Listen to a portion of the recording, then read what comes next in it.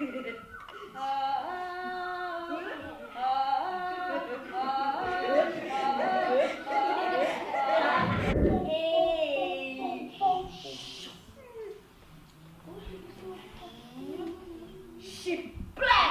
espetáculo A Menina e a Árvore é da Companhia de Teatro Manual, do Rio de Janeiro, e a gente conta a história de uma menina que vive com a sua família na fazenda e que, guiada pelas histórias que ouve do seu avô, pelas pistas que a natureza oferece e pela sua intuição, ela resolve um dia ir para além da porteira de sua fazenda numa busca pelo desconhecido, pelo novo. E nessa jornada ela encontra uma surpresa, que é uma planta murcha, mas que ela sente que tem alguma coisa de especial. E aí ela segue uma missão na tentativa de salvar essa pequena grande árvore. E a encenação é toda feita numa plataforma de madeira de 2 metros por 1. Então, são 4 atores nessa plataforma durante todo o espetáculo. São 45 minutos de espetáculo, sem a ajuda de nenhum tipo de cenário, trilha sonora externa, adereços. É só ator, corpo, espaço e voz. E com isso a gente cria todos esses espaços. A fazenda, a trajetória da menina, o que ela sente, a natureza se comunicando com ela. Bom, eu gostaria de saber de vocês um pouquinho da trajetória. Então vamos lá desde o início. Vocês já tinham trabalhado antes com o público infantil? Isso é novo na carreira de vocês? Já fiz muitos espetáculos infantis, mas sempre com outros diretores, outras pessoas.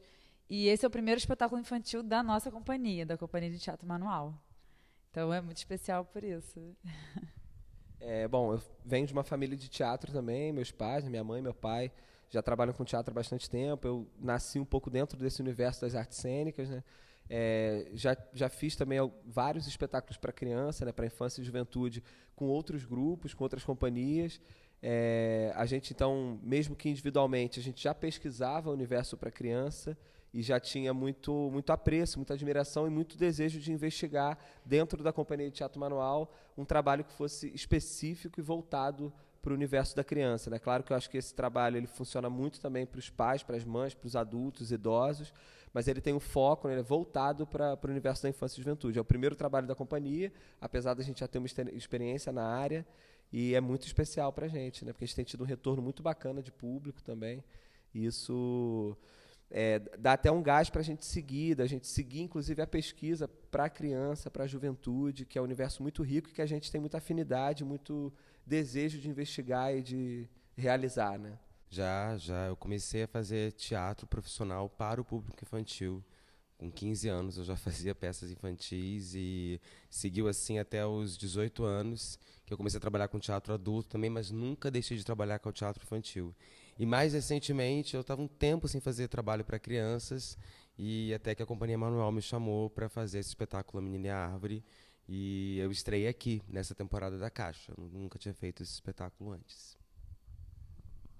Eu também tenho um histórico com público infantil. Eu participo de outras 2 companhias de teatro, que é a CIEPECOD, que trabalha com teatro de animação. E pode parecer que é somente voltado para crianças, mas não. A gente trabalha com o público infantil, infanto-juvenil e também com adultos. Mas nesse misto da técnica de animação, que fala muito para o público infantil, né?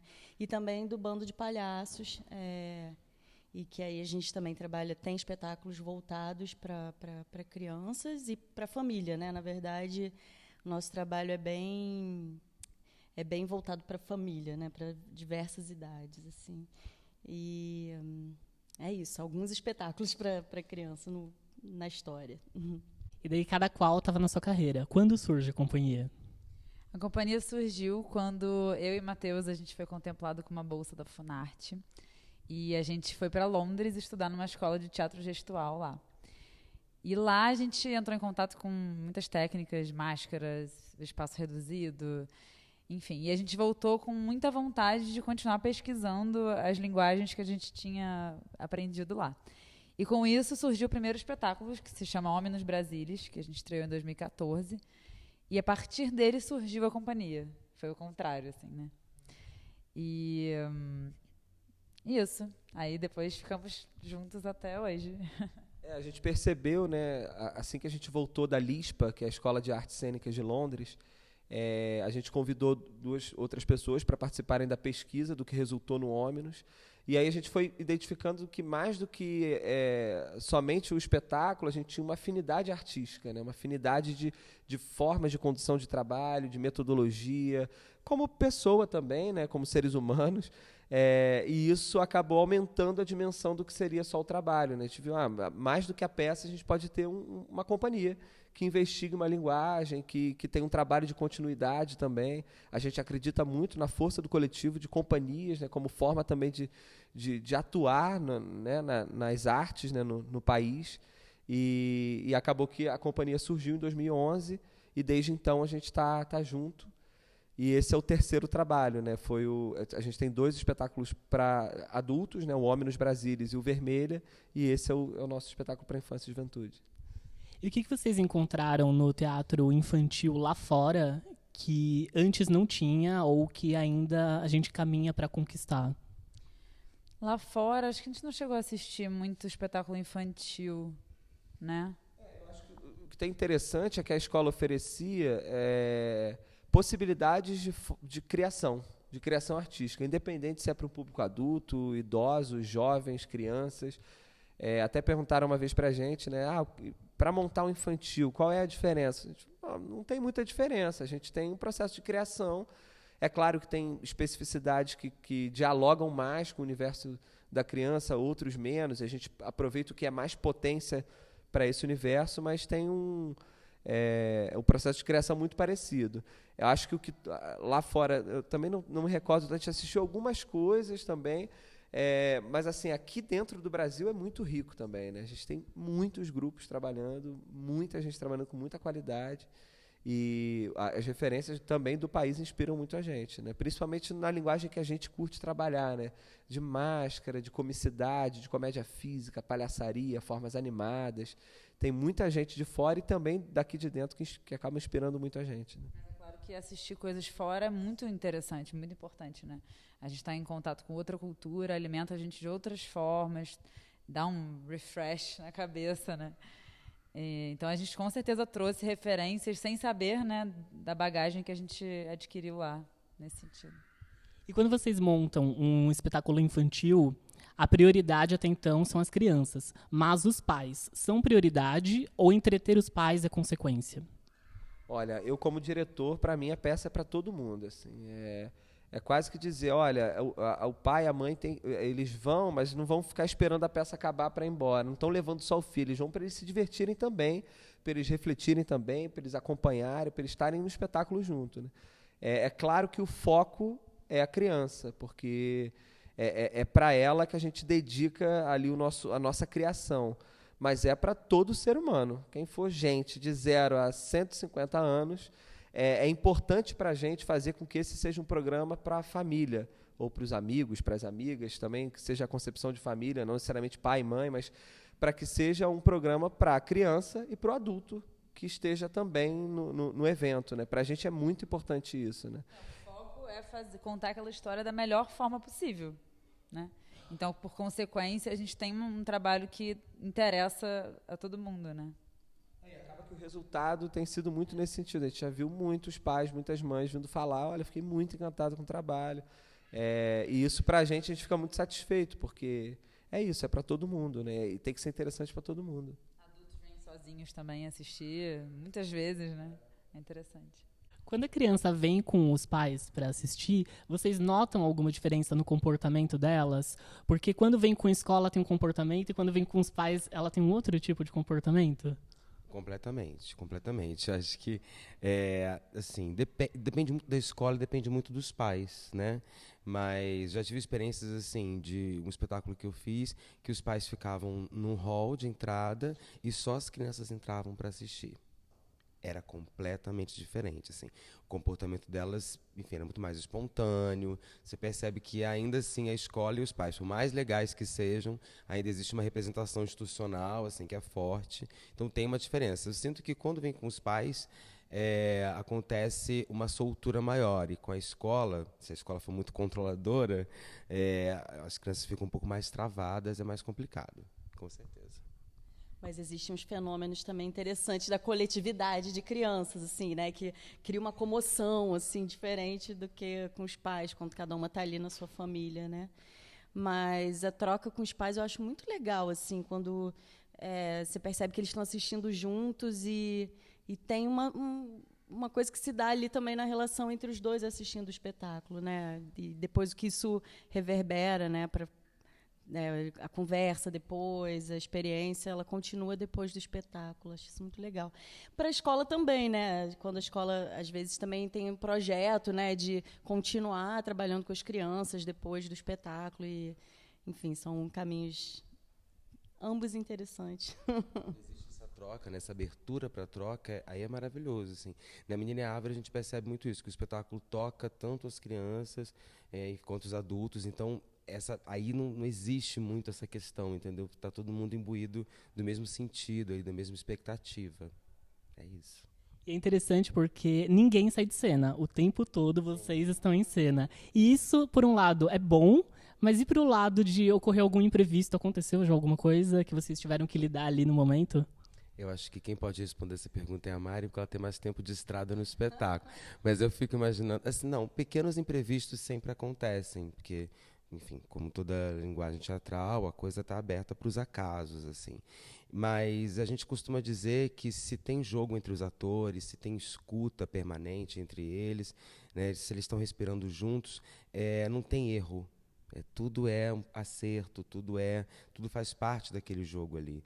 Então acho que depende um pouco disso, da nossa conexão. Né? Agora, é claro, enfim, numa coxia você tem o conforto de repente, beber um gole d'água, né? De você, de repente, dar uma respirada, lembrar do que vem depois. E ali não.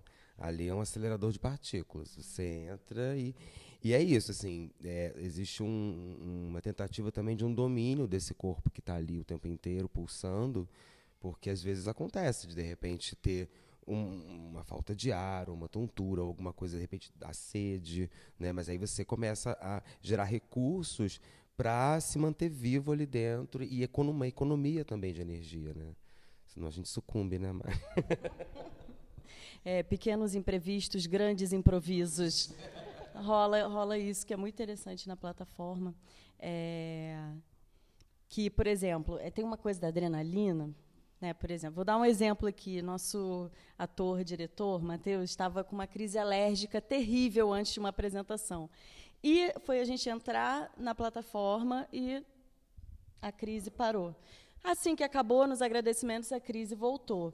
Então, tem um dado da adrenalina, né, do estado ali, que você entra numa viagem e aí tudo vira jogo, realmente. Assim. Tem horas que você se pega, opa, não sei exatamente como é, mas como a gente trabalha a escuta do grupo, né, muito assim, na formação das imagens, da ação, então a gente ajuda um outro o tempo inteiro. Então, se a gente precisa ralentar para o outro chegar a tempo numa imagem, a gente faz isso, sabe? Isso vai se ajeitando dentro da plataforma. E aí nem dá exatamente vontade de beber água e tal. Tem os momentos que a gente já descobriu onde a gente pode respirar, retomar o fôlego, né, Rei? Ai, aqui eu posso, aqui na planta dá para... Aí, no momento seguinte... Mas é justamente isso que ela falou, assim, nos coloca no estado permanente, uma energia toda hora que está ali circulando. Então, você não pensa muito nas adversidades, né? Tudo faz parte ali. Isso é maravilhoso. Isso tem a ver com a linguagem, eu acho. Acho que essa linguagem potencializa isso. Porque qualquer peça que você faz, isso existe, né? O sentido do jogo, do coletivo, isso está ali, isso faz parte do teatro, faz parte do trabalho do ator. Mas nessa linguagem, tudo isso é muito potencializado. A gente consegue ver isso com muita clareza, né? Eu acho que o fato da gente não sair, não ir para a coxia, faz com que a gente realmente mergulhe naquela viagem ali, naquela aventura, sabe? Então, como a menina, a gente também, os atores estão lá viajando. E durante o processo de criação, qual foi o desafio maior? Foi observar ou resgatar a criança em cada um de vocês? Eu acho que a gente trabalha com isso já há muitos anos, né? A gente é formado em artes cênicas e a gente já criou muitos espetáculos. Então, acho que, de uma certa forma, a gente sempre mantém acesa essa chama do brincar, de jogar, né? Porque estar em cena é jogar com o outro, com o público. Então, acho que isso sempre está ali. Mas quando a gente vai se comunicar com as crianças no espetáculo, eu sinto muito isso quando eu estou do meio para o final, que a menina tem a jornada, vai subir a colina, que eu posso olhar mais para elas e eu me alimento do que elas estão falando, que elas falam as coisas, né, tentando adivinhar. E elas vão junto com a menina ali, né, nesse trajeto. E a criança funciona muito assim, né? Se você tá com ela, se ela vê que você está jogando junto com ela, ela vai jogar com você até o final. Então, acho que não é difícil, é só a gente se conectar com elas. Eu acho que talvez o mais difícil, o desafio maior para a gente também passou por um lugar de ter um trabalho que tivesse alto poder de comunicação com o público, independente da idade, do gênero, da classe social, que pudesse falar para todos os públicos, né?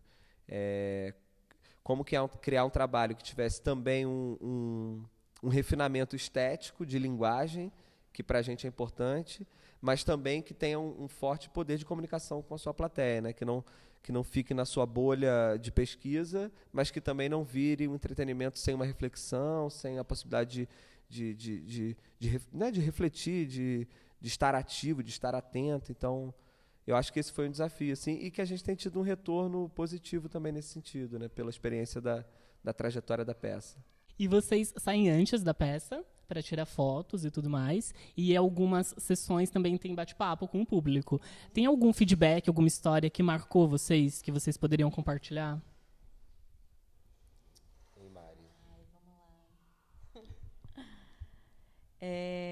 Acho que essa apresentação de hoje foi muito especial, assim, com a audiodescrição, com esse feedback, né, de pessoas que têm baixa visão ou que, né, têm deficiência visual. E esse retorno, assim, de como a peça chega foi muito, muito interessante. Ontem também o bate-papo é o que está mais fresco agora na cabeça. Assim, foi muito legal. Foi um grupo de senhoras que elas se chamam de teatrófilas, que vão, assim, sempre a várias peças, e o retorno que elas deram, assim, para a gente foi muito legal, assim, da função mesmo do teatro, né, da função social que tem a arte, e a gente trocar com o público que está pensando isso e que o espetáculo tenha tocado o público para essa reflexão foi muito emocionante, assim. Fiquei muito feliz, eu fiquei emocionada mesmo, assim. Eu só ficava no debate ouvindo elas falando, assim. Foi muito bom, assim, né? Uma troca energética mesmo, assim, que acontece e o debate permite que a gente tenha esse retorno, né, do público. Para mim, o mais surpreendente é esse fato que aconteceu hoje, né? Com essa galera, assim, foi impressionante. Eu nunca tinha tido essa experiência de fazer um espetáculo com audiodescrição, com Libras já, mas com audiodescrição nunca. E antes da apresentação a gente fez um momento em que os espectadores tocavam na gente, a gente fazia as formas do espetáculo, antes do espetáculo, e aí eles tocaram na gente, foram reconhecendo, essa é a montanha, essa é a casa. E eles, nossa, que legal, foram reconhecendo, né, as formas corporais que a gente suscita, que são o espetáculo, né, que são o próprio espetáculo. Isso foi muito forte, mas teve uma coisa que foi muito forte no segundo dia de apresentação aqui, e para mim que sou novo no espetáculo, foi uma menina que eu jurava que ela estava durante a apresentação super desinteressada no espetáculo, e eu já lá dentro da plataforma assim, ela está odiando. E quando acabou, ela do nada explodiu em imagens, assim, ela foi fazendo várias formas, inquieta pelo espaço e virando pedra, até pedra que nem tem, né? Ela virou a pedra, ela virou... Foi lindo, assim, eu falei... Ela fez a semente. Ela fez a semente, ela foi brotando, foi isso. Fez a casinha, fez não sei o quê. Falei, cara, que coisa incrível, né? Quer dizer, chega, tem essa questão sensorial no trabalho, que chega realmente. Isso me surpreendeu muito também, foi legal. Eu ia falar isso também. Lembrei das imagens dela fazendo a peça inteira. E essa coisa de ter um feedback depois de sentar com os espectadores, eu acho que deveria ser algo comum no teatro, ainda mais hoje, né? Que as pessoas precisam realmente ver, né? Tudo que cerca, tudo que está ao redor desse fenômeno, né? Da função histórica do teatro, assim, né? Desse lugar de debate, de se ver, né? De se ver e se pensar, e pensar a sociedade, e debater, né? É muito, muito legal. considero importante por uma série de razões, mas tem uma coisa que me ocorre agora, que é talvez contribuir para que a infância, para que a ideia de infância permaneça viva nas pessoas, assim. Porque acho que o teatro, por ser essa arte do presente, por ter essa, né, enfim, a gente está ali fazendo diante delas, interagindo e sentindo, que estimule nelas a se manterem crianças, mesmo que depois de adultas, assim, jogando, brincando, poetizando, né, criando poesia. Acho que o teatro para a infância tem esse papel assim fundamental, manter vivo o sentido do jogo. Sim. Essa conexão com esse lugar do jogo, né? Com essa conexão da infância que é aterrada, assim, né? Que está em contato com o essencial, assim, com a pulsão de vida, né? Com a potência de vida. E eu acho que o teatro é uma linguagem que dialoga com a criança, assim, por si, né? Essa questão da imaginação, da criação da mente animista, né? Então eu acho que isso estimulado, assim, vai vai longe, assim. É a honestidade, assim, grau máximo. Gostou, vai falar adorei no final, não gostou, vai falar tá chato. E esse trabalho desde a infância, né, assim, que é uma linguagem mesmo, né, esse trabalho de receber, de receptor, mas também esse lugar também da criança, do espectador autônomo, do espectador coautor, que tem uma opinião, sabe, e promover isso desde a infância, assim, eu acho que vai plantando muita coisa, assim, para os adultos e vai ensinando muita coisa para os adultos.